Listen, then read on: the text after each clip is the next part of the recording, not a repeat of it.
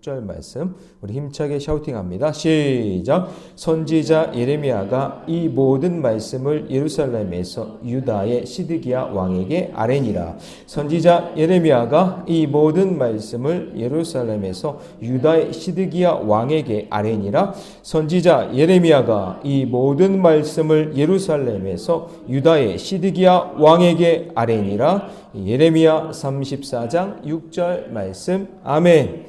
할렐루야.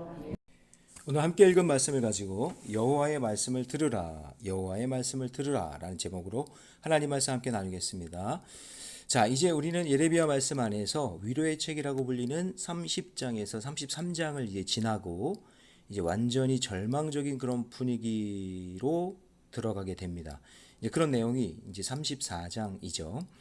남유다 말기에 하나님의 말씀을 거듭해서 거절하는 남유다 백성과 공동체, 그리고 마지막 왕 시드기야에게 임한 하나님의 심판, 개인에게 임한 심판, 그러니까 공동체와 개인에게 임한 그 하나님의 심판이 선언되고 있는 내용이 이제 예레미야 34장입니다. 자, 오늘 본문 1절에서 7절에서는 이 예루살렘 함락 직전에 있었던 그런 공동체 운명과 개인의 운명을 보여주고 있는데요. 특히 하나님의 권위 있는 말씀을 듣고 순종할 것을 강조하고 불순종의 결과와 회개의 은혜를 이제 대조적으로 이렇게 보여주고 있습니다. 그래서 하나님의 말씀을 듣지 않는 자에게 반드시 심판을 내리시며 또 동시에 그 말씀을 들으라고 강권하시는 분이 하나님이시다. 이렇듯 우리도 항상 말씀을 들을 것인지 외면할 것인지 그런 기로에 서 있는데, 바라기는 우리 모래내교 모든 성도들은 하나님의 말씀을 잘 듣고 순종하는 그런 삶을 사시기를 주님의 이름으로 축복합니다. 자, 그러면 왜 하나님의 말씀을 들어야 할까요? 첫째는 하나님의 말씀 안에 내 운명이 걸려있기 때문입니다. 예레미야는 바벨론 군대가 유다를 공격하고 있을 때 시드기야에게 하나님의 말씀을 분명하게 전합니다. 1절 말씀에 보면 바벨론의 느부갓네살 왕과 그의 모든 군대와 그의 통치하에 있는 땅의 나라, 모든 나라와 모든 백성이 예루살렘과 그 모든 성읍을 칠 때에 말씀이 여호와께로부터 예레미야에게 임하여 이르시되, 그러니까 여기 모든 이 말이 반복되잖아요. 그러니까 지금 바벨론이 전력을 다해서 공격하고 있고 또 이스라엘 예루살렘은 공격을 그렇게 받고 있는 상황인 거죠. 그런데 하나님의 말씀은 어떤 상황 상관없어요. 편한 상황이든 긴급한 상황이든 수시로 예고 없이 하나님의 말씀이 임한다는 것이죠. 그 내용이 오늘 본문 말씀 1절에 담겨 있는 것입니다. 자, 그랬더니 그 말씀에 대해서 공동체의 운명, 예루살렘의 운명과 개인의 운명, 시드기야 운명을 말씀하시는데, 자, 2절 말씀에 보면 예루살렘의 운명이 나타납니다. 이스라엘의 하나님 여호와께서 이와 같이 말씀하시니라. 너는 가서 유다의 시드기야 왕에게 이 아뢰어 이르기를, 여호와의 말씀에 보라, 내가 이 성을 바벨론 왕의 손에 넘기리니 그가 이 성을 불사를 것이라. 그러니까 하나님은 이 성을 바벨론의 왕의 손에 넘겨지고 이 성이 불타게 될 것이다. 공동체의 운명이 이렇게 될 것이다 라고 말씀해 주고 계시고, 또 3절에 보니까 시드기야 개인의 운명을 이야기하시는데, 그 3절 뒷부분에 내 눈은 바벨론 왕의 눈을 볼 것이며 내 입은 내 입을 마주대어야 말할 것이요 너는 바벨론으로 가리라. 그러니까 시드기야가 느부갓네살 왕과 얼굴을 맞대고 바벨론으로 끌려갈 것을 예언하고 있는 것이죠. 자, 그런데 여러분, 이 말씀이 심판의 메시지고 미래 예언의 메시지고 다시 돌아올 수 있는 기회를 주시는 하나님의 메시지라는 것을 깨달아야 됩니다. 자, 제가 그랬죠. 심판의 메시지는 그 안에 영생과의 영벌이 담겨져 있는 겁니다.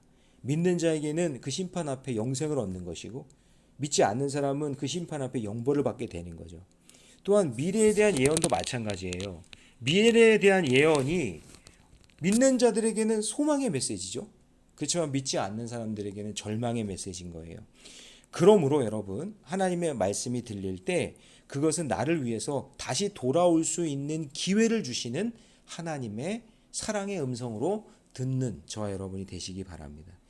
시드기야는 이 말씀을 듣고 바벨론 왕을 직면하기 전에 하나님의 말씀을 직면했어야 됐어요. 그래야 살 수 있는 길이 열리는 건데 그거를 놓쳐버린 거죠. 여러분, 성경 속에 요나 선지자가 니느웨의 심판을 선포할 때 니느웨 사람들이 요나의 말을 무시하지 않아요. 그걸 하나님의 음성으로 들어요. 그래서 왕과 백성과 짐승들까지 죄를 뒤집어 쓰고 즉시 회개했고 하나님은 그들을 용서하셨고 그들의 운명이 바뀌잖아요. 그래서 하나님의 말씀은 영원하기 때문에 내가 외면하고 피한다고 해서 사라지지 않아요. 결국 직면해야 살 수 있고 그것을 수용할 때 나의 운명을 하나님께서 이끌어 주시는 방향으로 가게 된다는 것이죠. 그러므로 여러분 언제나 하나님의 말씀에 귀를 기울이고 순종하셔야 됩니다. 적용 질문 드립니다. 바벨론 왕의 손에 넘겨질 것 같은 나의 두려운 상황은 무엇입니까? 지금 들리는 하나님의 말씀을 외면하지 말고 직면하고 내 삶에서 하나님께서 주시는 경고의 말씀을 무시하지 않고 직시할 때에 내 운명을 하나님께서 책임져 주실 줄 믿습니다. 자, 더 나아가서 왜 하나님의 말씀을 들어야 할까요? 두 번째는 하나님의 궁유를 담고 있기 때문에 그렇습니다. 자, 시드기야가 하나님의 말씀에 순종하면 바벨론에 끌려가지만 칼에 죽지 않고 평안히 죽을 것이라 말씀했어요. 자, 4절 보세요. 4절 보시면 그러나 유다의 시드기야 왕이여 여호와의 말씀을 들으라. 여호와께서 내게 대하여 이와 같이 말씀하시니라. 내가 칼에 죽지 아니하고. 그리고 하나님은 그들의 조상들처럼 장례를 치르고 백성들의 애도를 받으며 네가 죽을 것이다. 그렇게 얘기한단 말이에요. 5절 말씀 보니까 평안히 죽을 것이며 사람이 너보다 먼저 있는 내 조상들 곧 선왕들에게 분향한 것 같이 내게 분향하며 너를 위하여 애통하기를 슬프다 주여 하리니 이는 내가 말하였음이라. 여호와의 말씀이니라. 그러니까 이거는 하나님의 말씀을 듣고 회개하고 순종하면 하나님은 심판 중에라도 네가 평안히 죽게 될 것이고 자기 수명을 다하고 죽는다고 약속의 말씀을 주신 거예요. 그러니까 어찌 보면 이것은 시드기야에게 기회를 주시는 거잖아요. 그런데 이 기회는 하나님께서 다윗의 왕가와 언약을 맺으실 때 하셨던 그 약속의 메시지를 주시면서 하나님이 선택한 백성들에 대해서 하나님이 어떻게 이끌어 주실 거라는 그 약속을 우리에게 보여주고 있는 거거든요. 그러면 시드기야는 그 하나님 말씀하시는 그 죄값을 치러야 되고 그리고 그 징계를 잘 받아야 되는 것이 맞는 거죠. 그런데 시드기야는 하나님의 말씀을 듣지 않아요. 순종하지 않아요. 그 하나님의 언약의 말씀에 초점을 두고 있지 않는다는 거죠. 그래서 여러분 궁유를 베푸시는 하나님은 내 백성을 징계하시지만 다시 구원의 길로 인도하시는 하나님임을 믿으시기 바랍니다. 우리가 그 창세기에 보면 아담과 하와가 죄를 지어서 에덴 동산에서 쫓겨나잖아요. 그래도 하나님은 그들을 사랑하시기 때문에 가죽옷을 입혀주시는 것과 같은 거죠. 하나님은 우리를 포기하지 않으세요. 그러므로 여러분 공의로우신 그 하나님을 바라보며 동시에 궁일과 자비를 베풀어 주시는 그 하나님의 사랑을 깨달으셔야 됩니다. 그래서 하나님의 징계는 바로 하나님의 궁휼하심이다 라는 것을 깨달으며 사는 저와 여러분 되시기를 축복합니다. 자, 적용 질문 드립니다. 오늘 내게 주시는 하나님의 말씀에 어떻게 반응하고 있습니까? 징계의 말씀이 들릴지라도 원망만 하지 말고 징계 속에 담긴 하나님의 궁휼을 볼 수 있는 저와 여러분이 되시기를 주님의 이름으로 축복합니다. 자, 마지막. 왜 하나님의 말씀을 들어야 될까요? 그것은 불순종의 결과를 알려주시기 때문에 그렇습니다. 자, 예레미야는 하나님의 말씀을 시드기야에게 분명하게 전합니다. 자, 6절 말씀 같이 있습니다. 선지자 예레미야가 이 모든 말씀을 예루살렘에서 유다의 시드기 왕에게 아뢰니라. 자, 지금 눈에 보이는 상황도 바벨론 군대로 말미암아 예루살렘과 라기스, 아세가만 남기고 모두 점령당한 상태예요. 그러니까 거의 다 점령당했다고 보면 돼요. 그러면 하나님의 말씀은 불순종의 결과가 이런 현실을 나타냈다라는 것을 우리에게 보여주는 거잖아요. 시드기야에게도 보여주는 거잖아요. 그럼 이런 예레미야의 말과 현실적인 상황을 본다면 그러면 빨리 돌이키고 회개해야 되는 거죠. 그러니까 지금 계속 예레미야가 하나님의 말씀을 전하고 있다는 사실은 지금 시드기야에게 계속 기회를 주고 있는 거예요. 그런데 시드기야는 어찌 보면 마지막 하나님께서 주시는 그 기회를 외면하고 있는 겁니다. 왜냐하면 지금 시드기야는요, 하나님의 말씀을 듣기보다는 애굽을 의지하고 있는 거예요. 애굽의 도움을 요청했거든요. 그러니까 애굽이 언제든지 와서 우리를 도와줄 거라고 생각하고 있는 거예요. 나중에 애굽이 도와주러 오긴 해요. 그런데 하나님의 손을 붙잡지 않고 그것을 놓고 애굽의 손을 붙잡은 그 시드기야의 그 결말은 정말 비참하게 마무리가 됩니다. 분명히 하나님이 그러셨잖아요. 아까 앞부분에서 너가 평안히 죽게 될 것이다. 왜냐? 내가 다윗의 언약을 했기 때문에 그 언약으로 말미암아 너가 수명을 다하고 그렇게 죽게 될 거야. 라고 그렇게 마지막 기회를 줬는데 그 기회를 붙잡지 않고 누구 손을 붙잡았다고요? 애굽의 손을 붙잡고 하나님의 말씀을 불신하게 되니 결국에는요. 예루살렘 성벽이 무너지자 야밤에요. 틈을 타서 도성 밖으로 도망을 칩니다. 온 가족이.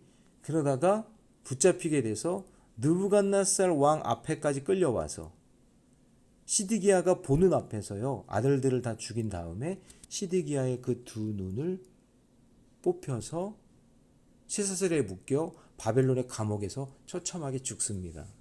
그러니까 마지막 기회까지도 놓친 거예요. 그래서 시드기야의 마지막 두 눈이 있을 때 마지막 장면은 바로 자기의 두 아들이 죽는 그 장면을 보게 되고 두 눈이 뽑히는 거예요. 여러분, 오늘 본문을 통해서 하나님은 마지막까지 피할 길을 주시는 분이라는 것을 우리가 알아야 되고 그 심판 중에도 은혜를 주실 때 그때 나의 죄를 인정하고 수용해야 하나님께서 내 인생의 길을 평안한 길로 인도해 주실 줄로 믿습니다. 그러므로 여러분, 오늘 저와 여러분들이 하나님의 말씀이 들려오는 그 순간순간이 하나님의 사랑의 음성으로 듣고 기회를 주시는 것으로 깨달으시기 바랍니다. 적용 질문 드립니다. 바벨론 군대가 쳐들어오는 것 같은 위협 앞에서도 여호와의 말씀을 신뢰하고 있습니까? 내 고집대로 살지 말고 들려오는 하나님의 말씀이 실제로 이루어질 것을 믿고 살아가는 그런 우리 모래내교회 모든 성도들이 되시기를 주님의 이름으로 축원합니다. 자, 말씀을 정리합니다. 여호와의 말씀을 들으라 우리에게 말씀합니다. 왜 들어야 될까요? 첫째, 내 운명이 걸려있기 때문입니다. 둘째, 하나님의 궁일을 담고 있기 때문에 그렇습니다. 셋째, 불순종의 결과를 알려주시기 때문입니다. 오늘도 하나님의 말씀을 듣고 순종하는 저와 여러분 되시기를 축복합니다. 기도하겠습니다. 사랑의 하나님, 주님의 은혜 감사합니다. 오늘 예레미야의 말씀을 통해 하나님의 경고와 긍휼의 말씀을 주시고 또 그 말씀이 실제로 이루어지는 능력을 보게 해주시니 감사합니다. 현실을 도피하지 않고 하나님 말씀 앞에 겸손히 서게 하여 주시옵소서. 오늘도 귀한 예물 드립니다. 박효열 목사님 주일의 말씀과 기도로 예배 속에서 하나님 주신 안식을 누리게 하여 주옵소서. 김영진 목사 김은희 사모 영원한 언약 관계를 누리는 온 교우가 되게 하여 주옵소서. 또 11조 예물 권순희 권사님 드립니다. 또 주일 헌금 권순희 권사님 드립니다. 이 귀한 예물 하나님 흠량하여 주시고 이 예물에 맞게 쓰임받는 귀한 인생들 되게 하여 주시옵소서. 이 모든 말씀을 우리 주 예수님의 이름으로 기도하옵나이다. 아멘.